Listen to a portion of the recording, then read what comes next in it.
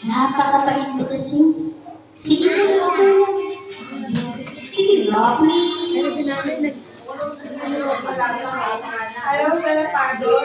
Kahit anong luto ang gawin ng nanay ni Pipo, talagang ayaw kumain ng ampalaya. Nagluto ng ampalaya si nanay at inihanda ito kay Pipo.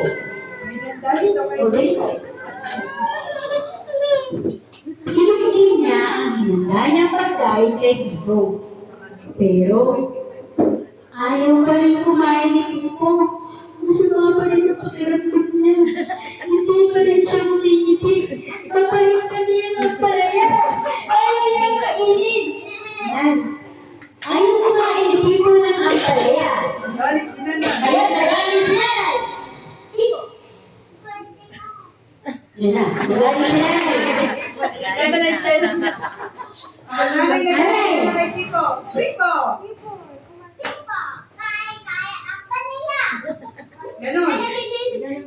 Pero, kahit galing na si nanay, hindi pa rin kumakain ng ampalaya si Pipo. Kaya, tinawag ni nanay ang kanyang tatay.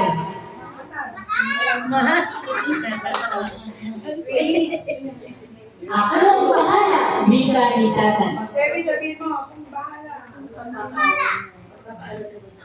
Nagluto si tatay ng ampalaya kung karne.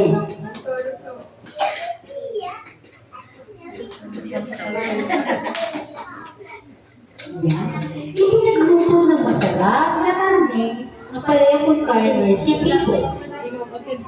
Pinagluto kita na ampalaya kung karne. Wika ng tatay ni Pipo.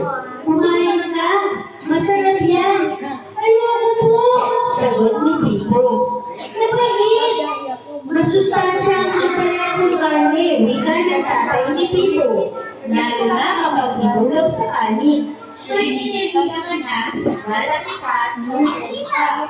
Ayoko po, sagot ni Pipo. Mapahit, may pamimagas naman ang inihanda para sa iyo. Wika ng tatay ni Pipo. Gusto mo yung pamimagas? Kainin mo muna yung ampalaya kung karne. Ayoko po, mapahit. Pwes, tugon ng tatay. Ayoko may nasasayang na pagkain. Hindi ka aalis sa hapang kainan hanggang hindi mo nakuha sa pagkain sa iyong pinggan. Tahimik na natiling nakaupo si Pipo. Sanay siya pinipilit ang kanyang ayaw at gusto.